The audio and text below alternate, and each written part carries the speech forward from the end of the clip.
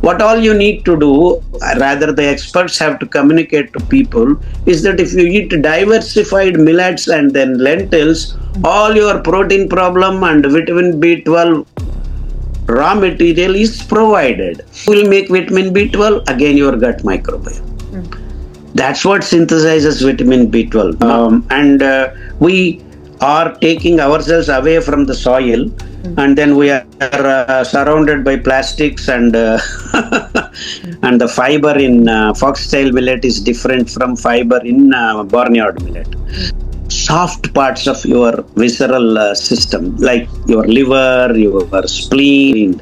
So I didn't talk about brown top millet. Brown top millet is a wonderful package deal from mouth to anus. All the digestive systems and your skin are taken care of. And now another person comes and says he has autoimmune problems. I will say take kodo millet for a longer period, and then the other thing. And the modern day living has been killing the gut microbiome. And this is one of the main reasons why we have so many diseases. So now imagine there is a person comes to me saying that he has liver cirrhosis. So what do? I choose barnyard millet and then ask him to take for 3 days, and the remaining things 1 day each. Everyone, welcome to my YouTube channel. If you are new to my channel, make sure to subscribe to my channel and also turn on the notification. You are at the part 2 of the podcast with Dr. Khadar Vali. In this podcast, part 2, we discussed about many of my questions that is my subscribers as well as viewers have asked in the comments. Number 1, we discussed about the nutritional value of the millet, how taking the millet can help you with the disease prevention, that is fixing the root cause of the diseases. Number 2 was we discussed about the proteins for the vegetarians, because there's a lot of questions about, as vegetarians or vegans, are we getting the enough amount of proteins in the diet? Are we protein deficient, or how can we maintain the protein level from the food that we intake? We discussed about that. And number 3, we also discussed about seasonal allergies, and the spring season have started and we have been having lots of seasonal allergies, not only from the pollens, the dust mites, and also there is an increasing rise of a lot of patients having the food allergies. And how can we help our children as well as adults if they are having these allergy symptoms, and how can we prevent these allergies, and what can we do in our diet to improve the gut microbiome that can also help us with our immunity as well as for our allergy symptoms. We also discussed about fatty liver disease, liver cirrhosis, and also we discussed about the preventing this insulin spikes as well as the insulin resistance. And also finally we discussed about which millet is the best for us. Is it the polished, unpolished or semi-polished millet, and what are all the things that we have to look out for when we get those millets for our diet. And thank you for watching, and stay until the end of the video. And if you have any comments or anything like that, make sure that you place those questions in the comments. We'll be happy to discuss that in our next podcast. Let's get into the video. So sir, I wanted to next ask you, so if you can start off with the nutritional components in millet. I want to hear from you the protein and type of nutrition. And so a lot of vegetarian people, they think that they don't get enough protein. They always come to me, I'm a vegan diet, I'm a vegetarian diet, I'm not getting enough protein. I try to tell them, like, there is legumes, there is lentils, there is dal, there is nuts, the seeds and millets all have protein. But they end up like, okay, can I eat the creatine powder, whey powder, collagen supplements, whatever supplements I can eat? So how can you help us understand that by eating this millet as a complete food can supplement the protein necessary for them? See, there are 2-3 myths these food corporates have created. One is that essential amino acids are not there in the plant kingdom, which is the total, absolute, blatant lie.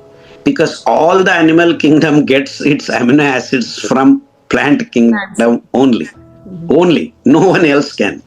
And among the plant kingdom, the best protein fixers are legumes.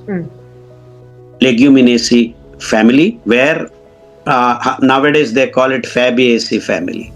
Okay. So what are the wonderful things? Again, it is neither plant kingdom nor animal kingdom that makes this happen. The nitrogen is fixed from the atmosphere on the roots of this Fabaceae family plants by nitrogen fixing bacteria in the form of nodules.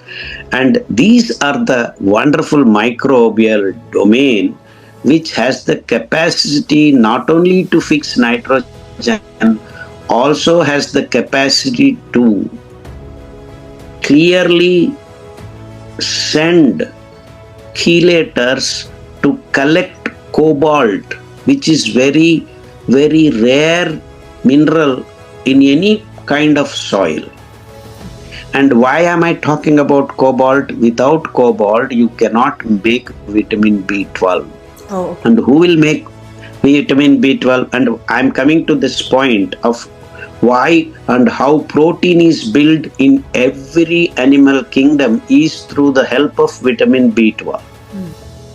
And vitamin B12 is a very complex molecule, unlike many other biochemicals. It has 6 racemic centers and a cobalt in the corrin ring. So cobalt itself is not available as much as iron or something like that in the soil.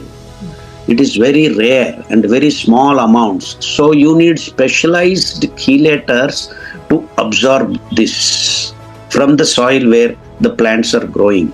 So millets with their root system and especially pearl millet, foxtail millet have this wonderful capacity of collecting cobalt and incorporating it into itself. So these are the plants that fix the cobalt into them, and when there is a rain, it releases this cobalt complex, which animals, say in the rivers, the fish collect, and then through their gill system they accumulate. You will have. So that's how this is the thing that goes on in background, but these so-called scientists are saying you eat salmon, you will get vitamin B12. You eat protein, protein is meat. That's to that extent they have taken us. But where do the animals get protein?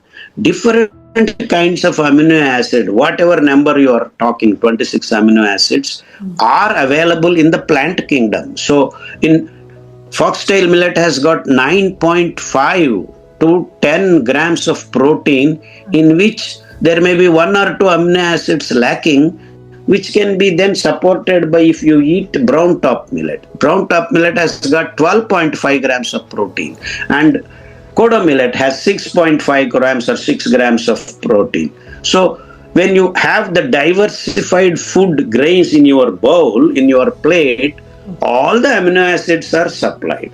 And now if I switch from our millets to the legumes, that is the pulses or the lentils, you have 128 varieties of legumes and lentils, kidney beans, peas, tur dal, moong dal, all these wonderful things which have so much protein, 20 to 25 grams of protein. On top of it, all amino acids range is given. So what all you need to do, rather the experts have to communicate to people, is that if you eat diversified millets and then lentils, all your protein problem and vitamin B12 raw material is provided.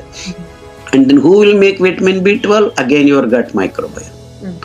That's what synthesizes vitamin B12, not the liver of bear or brain of monkey. Or I mean, this is the images that the food corporate culture has implanted into the human consciousness that, oh, vitamin B12 is there. So it is a wrong information. Where is the original formation of these wonderful biochemicals? Again, it is the plant kingdom that makes all these things happen. And we are hiding this information and creating a maniac consumption of this protein in the form of meat, and because they want to sell all this whey protein, all these kinds of business propositions, which we think is science, absolute nonsense. So let us be more scientific and let us be giving the right information to the common man, because then we can eliminate diseases at the origin itself. So we have to be very careful in putting the information in front of the common man, because common man doesn't understand all these rather minute details what happens in nature, because nature is so big and enormous depth that we can keep doing research for another millennia. We will still have left something to be discovered. So, but right now. For me, it is very clear that millets and a little bit of lentils will do all the jobs. For the protein intake. Sir, very beautifully explained to that, sir. Like, because usually this is a very common question, like protein means meat. So, but that's not the case. Yeah. That's not the case. That's not the case. And why they say protein is meat? Because they want us to eat all this humongous amounts of meat they are producing. With soybean and the modified, I didn't come to the soybean, the glyphosate, the herbicides, and all these chemicals that we use in the farming of soybean, and nothing else grows other than soybean in that particular lands. And so a lot of tangential problems we are creating because of our food habits, which are actually being driven by the corporate culture. Okay. So beautifully explained the kind of like if you eat the whole food with the millet plus protein and then legumes and the lentils, your protein requirement should all be very covered. I also wonder, right, cow eats a total vegetarian grass, and how can it makes its own protein with the muscle? So it also from the plant-based only it's eating, and it's still able to make all the proteins and amino acids. No, deer, elephant, everyone is doing that, and because they are associated and attached to the soil directly, they are getting their microbiome very easily, and has actually been spraying too many chemicals into the atmosphere. I mean, where you are living and outside and inside, because we are not associating ourselves with the right natural soils. We don't even touch. I bet in American cities, people do not touch the soil even once. So I do some gardening, sir. So I buy those soil and then God bless you. not me. God bless you. Oh, thank you, sir. You need to go into the forests so that you have so many diversified systems that coexist. And then you should also be part of it. And the filtered light that you get in the forests can do wonders in terms of energy transfer into your body. I mean, these are all wonderful things that our ancestors have taught us. And we have slowly and steadily forgotten in the name of urbanization and corporatization of food. So this got me a thought actually. So we see a lot of seasonal allergies and a lot of sneezing and all of those things, and a lot of eczema, allergy, skin, asthma, those things on the rise. So I was just talking with allergy specialists. So they were just saying that how when the kids are raised, now we put them in AC room, we put them in the car, we don't let them touch the dirt, soil, the tree bark and all of those. So they were saying you have to let your kids play in the soil, in the mud, you have to feel the soil and then the bark of the tree and all of those things, because they're inhaling that. The more younger they're used to those things, they don't develop allergies. That's what they were explaining about why we have. In fact, we have even today still in many of the smaller towns, we have the yearly annual festival called Vanamahotsavam. That is, the whole village goes near a forest and a stream of water, and then they spend the whole day from morning sunrise to evening sunset. They all have to go there, cook, play with plants, trees, go there, and in fact they used to teach us what is this plant, what is this plant, what is this tree, and spend a whole day the sunlight coming through these wonderful plants and the flavors. The flavonoids, the carotins, and so many wonderful chemicals that these plants release are all being taken in a very small quantities, and our immune system gets ready because we have shown them the antigen in the scientific. So unless you show an antigen, you do not have antibody preparation. Develop for that, yes. Yeah, so this is the science of it. So you show them aerosols, you show them AC, you have plastic vapors coming into your nose. So where are the allergens of the world? We don't have the antigens being exposed to our system. So your immune dimension is absolutely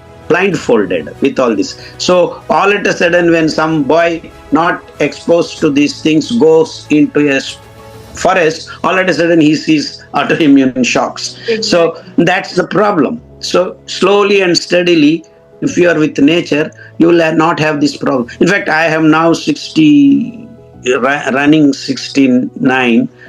I had absolutely no allergy issue at all throughout my life. I have been in very different, because we have grown with the farm. I have gone into millet fields, I have gone into forests, we have got Vanamahotsavas. All these things were part of our life. And to fetch water, we used to walk 2 to 3 kilometers, and we got water from the wells. We fell into the well. That means we were exposed to the kingdom of animal kingdom, or whatever you call, in the water, the aquatic life systems. All these things have to happen naturally, and we are taking away all these things from our kids, and that's how our kids are very early getting all these so-called complicated diseases. Allergies and asthma are on the rise. Thank you so much, sir. I think you touched a lot of good points about how we live with the nature, and that's how we can prevent all these conditions.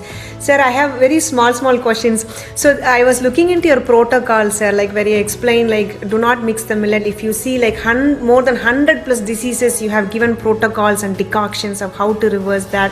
In that you had mentioned about take one millet 3 days, rotate that after 2 to 3 days. So yeah, I want to hear from you, sir, why we shouldn't be mixing millets. Yeah, the logic is simple. This is all diversified grains with a diversified nutrients and diversified regulating fibers. So the fiber in little millet is different from fiber in Khadar millet.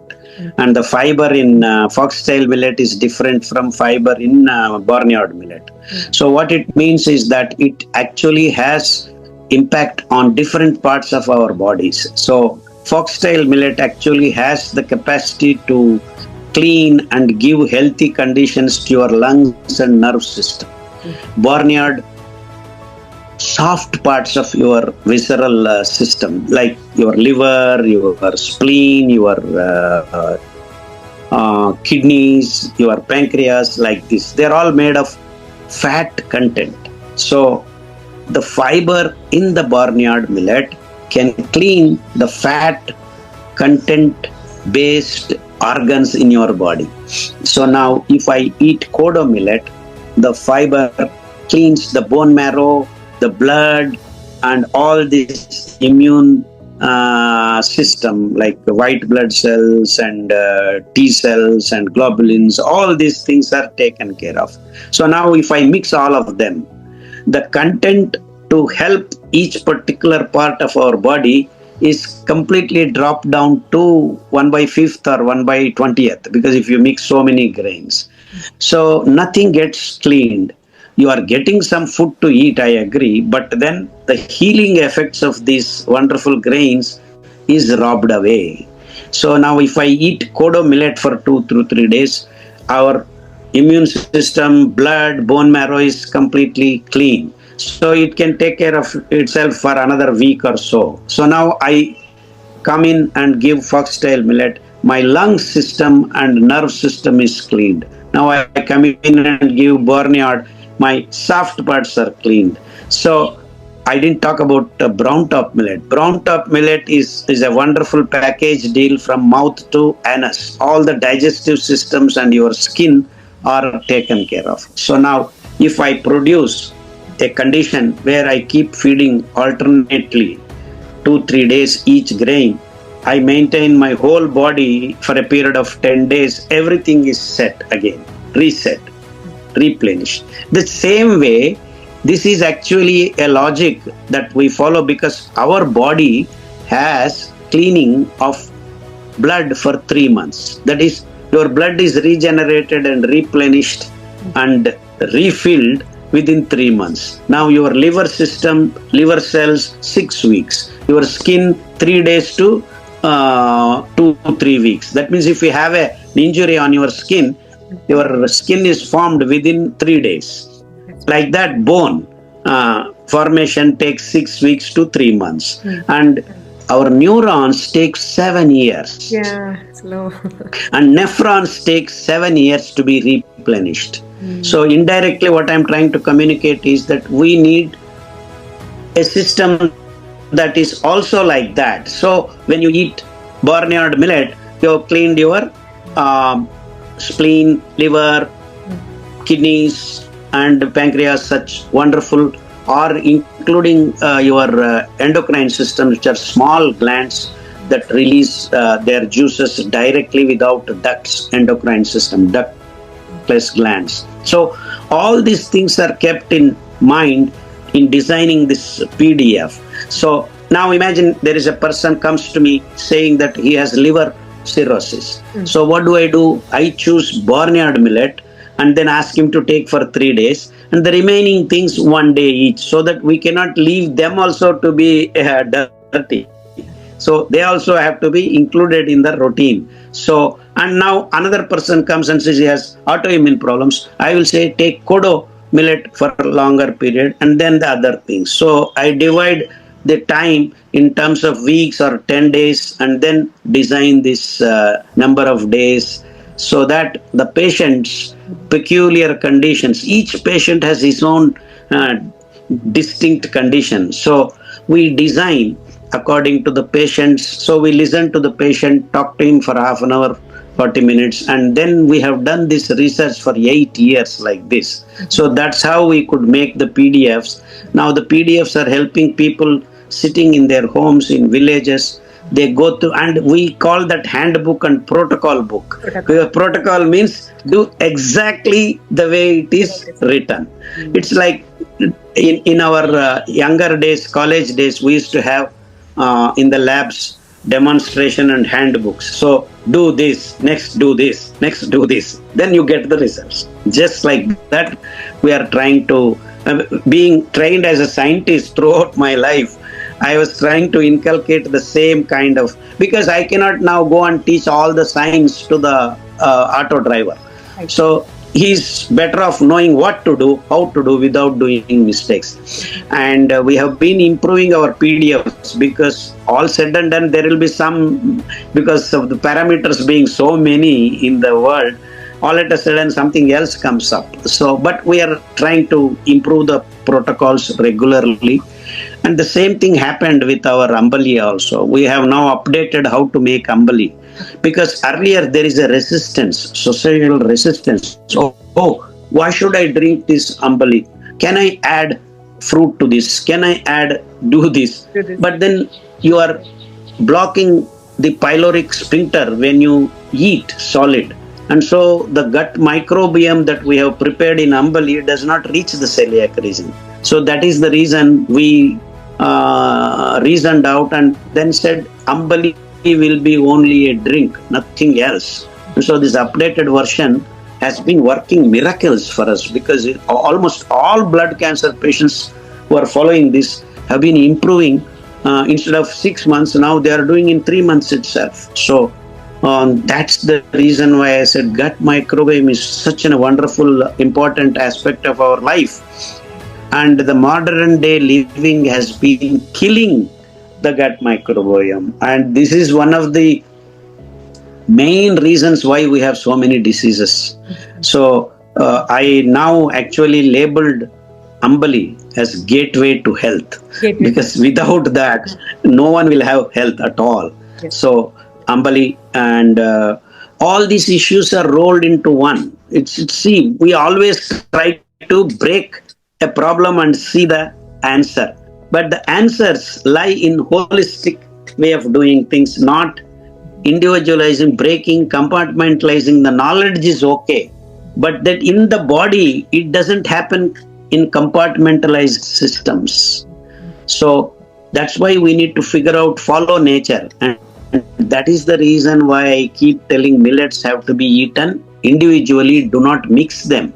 By mixing, we are bringing down the capacity of healing. And after some time, if you mix more and more, and this salad, people eat salad. That's not the right way of doing things. So if you eat carrot one day, 100 grams, then that capacity of its healing is given to your body. No, I will eat 5 grams of carrot, 5 grams of beetroot, 5 grams of this, 5 grams of this, all mixed up and say salad, fruit salad and vegetable salad. It's absolutely not scientific way of doing things. Because, say, I'll give you another example, cilantro. The cilantro people know in America, Yes. which actually has a capacity to clean our kidneys. The toxic morbid waste that is accumulating in the kidney systems, in the kidney vessels, all that can be cleaned because that has a particular polyphenol. Our cilantro, kothambari we call, Kothambari, that yes. is dhania seeds, leaves. And now imagine you sprinkle only that much. But in India, we have a habit of making kothambari chutney and eat one meal. So what did we do here? We have given enough quantity of this cleaning material of your kidney. So you feel good. So don't mix things. Eat seasonal vegetables, seasonal fruits. So I want all the fruits in the world. I want dragon fruit, I want strawberry, I want mango, You do not do that. Don't do such things. So when you go to Indonesia, eat that fruit. When I go to England, eat strawberry. When I come to India, I will eat guava fruit. Every region God has endowed with healing properties. So do not try to keep them as number one, strawberry, number two, this. Because again, this is food corporate Mayajal. Because they have the access to sell that product, they want to make that number one. That's not the way the nature works. So this is the reason why we need to eat things individually, separately, and we have long life to live. So it's not that you are done for today. So you can eat it tomorrow or next day. So distribute and eat diversified things. And this is where your health works as a whole. Because we need to understand the software and hardware, both. In some, and it's sad that we are talking in computer language, which is absolutely nothing compared to our human existence. It's much more, many more dimensions. But just for example, I'm telling that you need to understand the software and hardware and design our life. Exactly.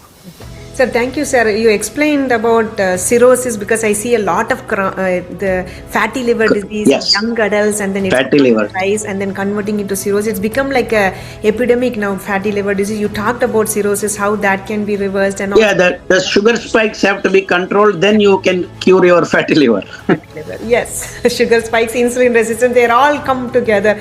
Sir, They are all coming together. It is the holistic system, and that's how we call Sirijivana, the art and science of living, the science and art of living. You need to understand the science, and then artistically we have to implement those things into our life. So we have a small booklet, that PDF booklet called Sirijivana, the science and art of living.